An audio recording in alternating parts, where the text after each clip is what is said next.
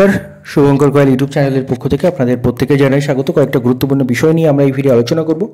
প্রথমত পিএসসি তরফ থেকে আর কি নতুন নোটিফিকেশন আসতে চলেছে সেইটা নিয়ে আলোচনা থাকবে। তার সাথে সাথে যে নতুন নোটিফিকেশন বা ইন্ডিকেটিভ নোটিফিকেশান চলে এসেছে পিএসসি এমবিআই বা মোটর ভেহিকেল ইন্সপেক্টর নন টেকনিক্যালের, তার সিলেবাস কী থাকতে পারে, শূন্যপদ কী থাকতে পারে, কত থাকতে পারে, যোগ্যতা কী কী রয়েছে, এই সমস্ত কিছু নিয়ে আলোচনা হবে।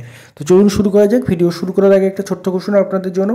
আপনারা টেক্সট বুকের নাম আশা করি প্রত্যেকে জানেন এবং টেক্সট বুকের সম্পর্কে আলাদা করে কিছু বলার নেই। ইন্ডিয়ার one of the top institute এবং তার সাথে সাথে তারা মক টেস্টের জন্য খুব বিখ্যাত এবং এই টেক্সট বুকের সব থেকে বড় সেল শুরু হয়েছে।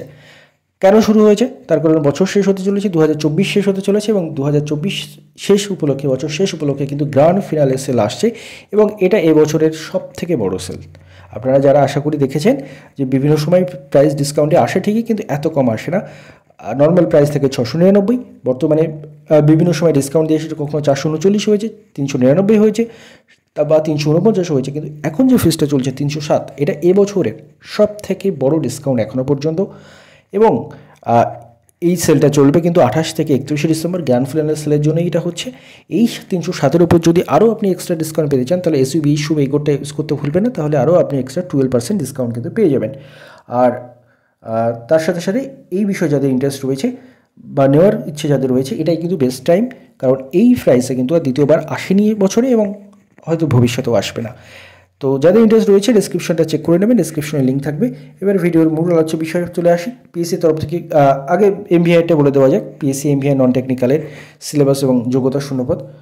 প্রথমে শূন্যপদটাই বলে দেওয়া যাক। এমভিআই নন টেকনিক্যালের শূন্যপদ 50 থেকে 60টি শূন্যপদের কাছাকাছি থাকার কথা রয়েছে, যেটা আপনারা আশা করি জানেন। আমাদের 2রা ডিসেম্বরের ডেপুটেশন থেকে উঠে এসেছিলো এই খবরটা। তো এবার আমরা সিলেবাসের দিকে চলে যাই। আমাদের তো এখনও ডিটেল নোটিফিকেশান আসেনি, আমাদের তো ইন্ডিকেটিভ নোটিফিকেশান এসেছে, যার ফলে আমি এই জিনিসগুলো পিএসসির অফিসিয়াল নোটিফিকেশান থেকেই তুলছি। বাট লাস্ট যেবার পরীক্ষা হয়েছিল 2018, পিএসসি এমভিআই নন টেকনিক্যাল 2018 থেকেই তুলছি। কিন্তু কী কোয়ালিফিকেশান লাগবে একবার বলে দেওয়া যাক। Ability to read, right and speak in Bengali, আপনাকে বাংলা লিখতে, পড়তে এবং বলতে জানতে হবে। এটা একটা এসেন্সিয়াল কোয়ালিফিকেশান, খুব গুরুত্বপূর্ণ কোয়ালিফিকেশান এই রিক্রুটমেন্টের জন্য। এবং যাদের মাদার টাং নেপালি রয়েছে তাদের ক্ষেত্রে কিন্তু এটা লাগবে না। এর আগেরবার ভ্যাকেন্সি ছিল 66, এবার আমি যেটা বললাম 50 থেকে 60 আশেপাশে থাকার কথা রয়েছে। এখনও পর্যন্ত এই ভ্যাকেন্সিটা রিপোর্টেড। যদি ভ্যাকেন্সি আরও কয়েকটা রিপোর্টেড হয় ভবিষ্যতে, তাহলে ভ্যাকেন্সি একটু হলেও বাড়তে পারে। এবার পে স্কেল কী রয়েছে, পে লেভেল 3, সেটা হচ্ছে 7100 থেকে 37,600 উইথ গ্রেড পেড 3900। কোয়ালিফিকেশান কী কী লাগবে? প্রথমত আপনাকে গ্র্যাজুয়েট হতে হবে। Must have bachelor's degree of a recognized university, কোনো রেকগনাইজড ইউনিভার্সিটি থেকে আপনাকে গ্র্যাজুয়েট হতে হবে, তো আপনার গ্র্যাজুয়েশনের সার্টিফিকেট থাকতে হবে। Must have the minimum physical standard, এখানে কিছু ফিজিক্যাল স্ট্যান্ডার্ড রয়েছে। যারা গোর্খা মানে যারা নর্মাল ক্যান্ডিডেট তাদের ক্ষেত্রে 170 সেমি হাইট লাগবে, চেস্ট লাগবে আপনাদের 86 সেমি এবং তার সঙ্গে সঙ্গে চেস্ট এক্সপ্যানশন করার এক্সপ্যান্ডেবল চেস্ট থাকতে হবে কিন্তু 5 সেমি, এবং তার সঙ্গে সঙ্গে বডি ওয়েট রেশিও ঠিক থাকতে হবে মেডিকেল স্ট্যান্ডার্ড অনুযায়ী।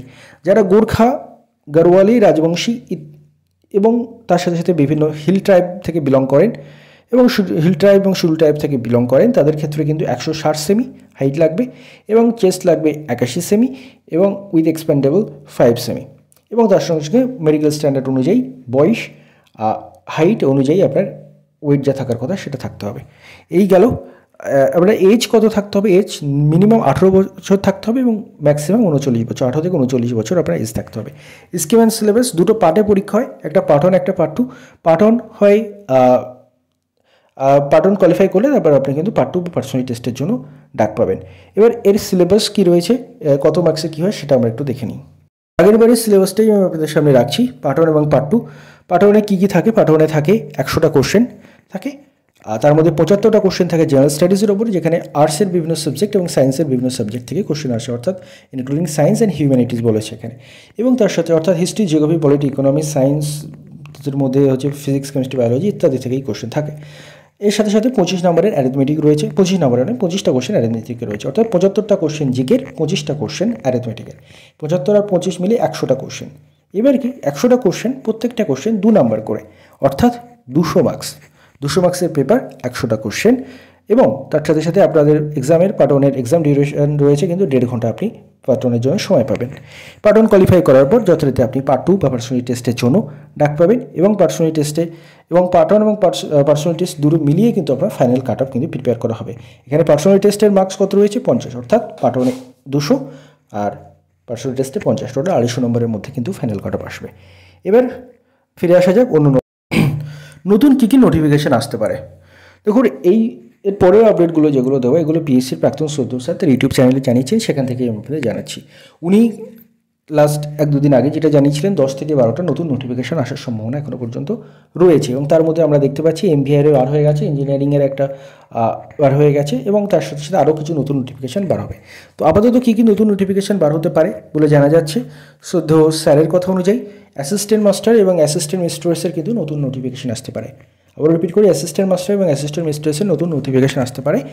এর সাথে সাথে আরও অনেকগুলো নতুন নোটিফিকেশান আসতে পারে। কী কী নোটিফিকেশান আসবে সেগুলোর সম্পর্কে এখনও পর্যন্ত সেভাবে জানা যায়নি। দুটো প্রশ্ন আপনারা খুব বেশি করে থাকেন, স্কুল এসএ এবং কেপিএসের কোনো নতুন নোটিফিকেশান আসার সম্ভাবনা রয়েছে কিনা, আর সেই বিষয়ে তো স্যারের মত অনুযায়ী স্কুল এসএ এবং কেপিএস দুটোরই এখনও কোনো নতুন নোটিফিকেশান আসার সম্ভাবনা নেই।